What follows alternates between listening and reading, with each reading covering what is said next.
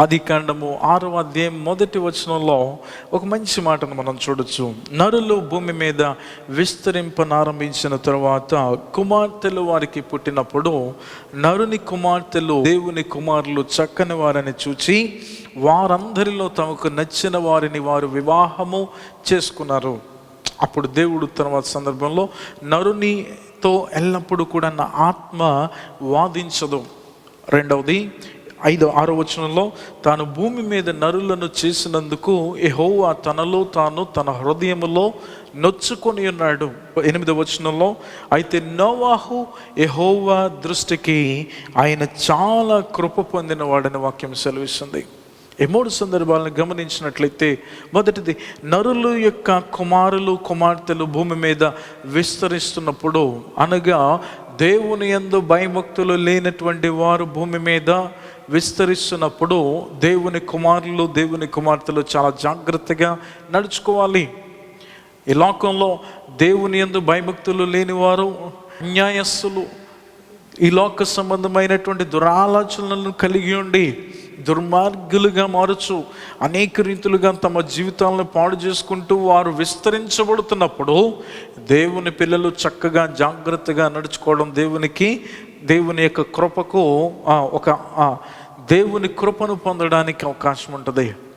నరుని కుమార్తెలు అనగా దేవునికి అవిధేయులు భయభక్తులు లేనివారు భూమి మీద విస్తరించబడుతున్నప్పుడు, భయభక్తులు తెలిసినటువంటి వారు ఎరిగిన వారు దేవుని వాక్యమును దేవునిని ఎరిగిన వారు జాగ్రత్తగా నడుచుకోవాలి.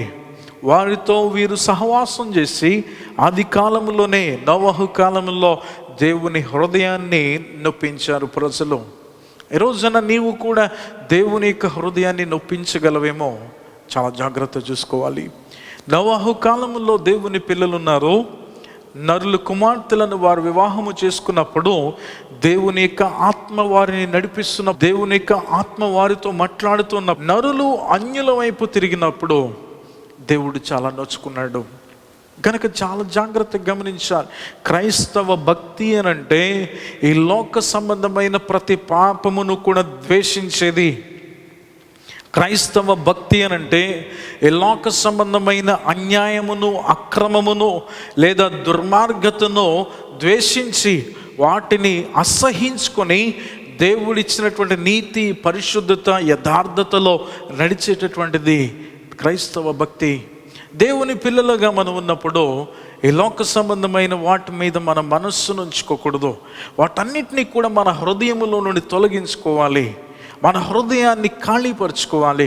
ఎప్పుడైతే లోక సంబంధమైన వాటిని మన హృదయములో నుండి తొలగించుకొని మన హృదయమును ఖాళీ చేసుకుంటామో, దేవుని యొక్క ఆత్మ సంబంధమైన లేదా వాక్య సంబంధమైనటువంటి దేవుని యొక్క కృపను, దేవుని యొక్క దయను, దేవుని యొక్క ఆయన ఇచ్చేటటువంటి జ్ఞానమును మన హృదయములో తనంతట తానే నింపబడుతుంది.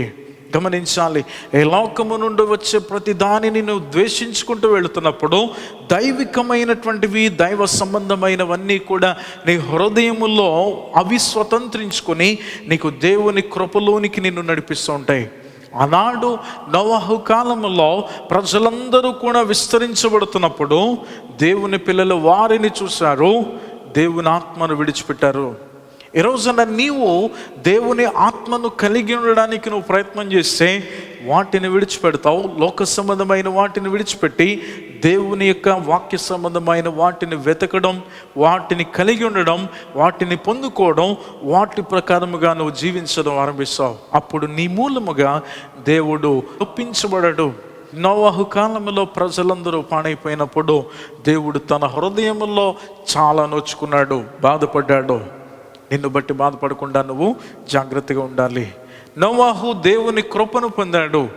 ఎందుకని పొందాడు అని అంటే, ప్రజలందరూ పాడైపోయిన నోవహు తన కుటుంబము తన బిడ్డలు మాత్రం దేవుని మీద విశ్వాసముతో తమ జీవితాలను పాడు చేసుకోకుండా విశ్వాసముతో ముందుకు వెళ్ళిపోయారు. దేవుడు వారిని తన కృపతో నింపి ఉన్నాడు.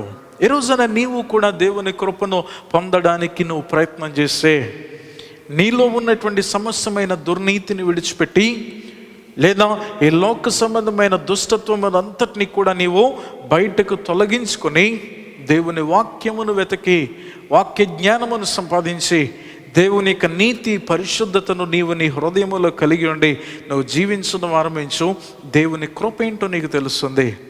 అప్పుడు దేవుడిని నువ్వేం చేస్తావు తెలుసా? దేవుడిని స్తుతిస్తావు. దావీదు కీర్తనకారుడు 29వ కీర్తనలో దైవపుత్రులారా, గమనిస్తున్నారా? దేవుడు నిన్ను పిలుస్తున్నటువంటి పిలుపేంటో తెలుసా? దావీదు ప్రవచన వాక్యం ఎత్తి రీతిగా మాట్లాడుతున్నాడు. దైవపుత్రులారా, ఇదిగో దేవుని పిల్లలారా. ఇది నీతో దేవుడు మాట్లాడుతున్నటువంటి మాట. దైవపుత్రులారా, యెహోవాకు ఆరోపించండి. నీలో ఏ మేలు కలిగినా, ఏ విధమైనటువంటి దీవెన నీకు వచ్చినా, ఏ విధమైనటువంటి జ్ఞానయుక్తమైన సంగతి నీకు ఎరిగి ఉన్నా, ఇహలోక సంబంధంలో నువ్వు బ్రతకడానికి దేనిని నువ్వు సంపాదించినా, దేనిని నువ్వు పొందుకున్నా, నువ్వు దేవుణ్ణి మాత్రమే స్తుతించాలి. అప్పుడు నువ్వు దేవుని కుమారునిగా, కుమార్తెగా దేవునిని మహిమపరచేవానిగానే ఉంటావు. ఆయన అంటున్నాడు, దైవపుత్రులారా యెహోవాకు ఆరోపించుడి, ప్రభావ మహత్యములను యెహోవాకు ఆరోపించుడి, యెహోవా నామమునకు చెందవలసిన ప్రభావమును ఆయనకు ఆరోపించుడి, ప్రతిష్ఠితములకు ఆభరణములను ధరించుకుని ఆయన ఎదుట సాగిలపడుడి. అదే అధ్యాయము 9-10 వచనాల్లో యెహోవా స్వరము లేళ్లను ఈన చేయను, అది ఆకులు రాల్చును, ఆయన ఆలయములో నున్నవన్నీ ఆయనకే ప్రభావము అనుచున్నవి. యెహోవా ప్రళయముల మీద ఆసీనుడాయను, యెహోవా నిత్యము రాజుగా ఆసీనుడాయను. ఆయన అంటున్నటువంటిది, ఆయన ఆలయములో ఉన్నవన్నీ కూడా దేవుణ్ణి మహిమపరచాలి. మందిరానికి వస్తున్నాము, దేవుని సన్నిధిలోనికి వెళుతున్నాము, లేదా దేవుని ఇంటిగా మేము కట్టబడుతున్నాము, నేను నా కుటుంబము దేవుని యొక్క ఆ సన్నిధిలోనే చాలా చక్కగా ఎదుగుతున్నాము. ఈ ఆలోచన నీకున్నట్లయితే నీ నుండి దేవునికి ఎంత మహిమ వెళుతుంది, నీ నుండి దేవునికి ఎంత ప్రభావం వెళుతుంది, నీ నుండి దేవునికి, నీ ఇంటి నుండి దేవునికి ఎన్ని స్తుతులు వెళుతున్నాయి. ఇది గమనించాలి. ఒక విశ్వాసిగా దేవుని యొక్క భయభక్తులు కలిగినటువంటి భక్తులతో మాట్లాడుతున్నటువంటి దేవుని యొక్క వాక్యం ఇది. దావీదు రాస్తున్నాడు, దైవపుత్రులారా. ఒకానొక సమయంలో నరులు, దేవుని కుమారులు వేరు వేరు అని దేవుని యొక్క వాక్యము సెలవిస్తుంది. నోవహు కాలంలో మరలా దావీదు కూడా అదే పిలుస్తున్నాడు, దైవపుత్రులారా, దేవుని పిల్లలారా, మీరు దేవునిని నొప్పించేవారుగా కాకుండా ఘనపరిచేవారుగా, ప్రభావముతోనూ మహత్యముతోనూ ఆయనను ఆరాధించి సేవించేవారుగా మీరుండాలి. అప్పుడు దేవుని కృప నీకు ఉంటుంది. నోవహు అట్టి రీతిగానే ఉన్నాడు. నోవహుకు దేవుని యొక్క కృపను పొందగలిగాడు, రక్షించబడ్డాడు, తన సంతానమును వృద్ధి చేసుకున్నాడు.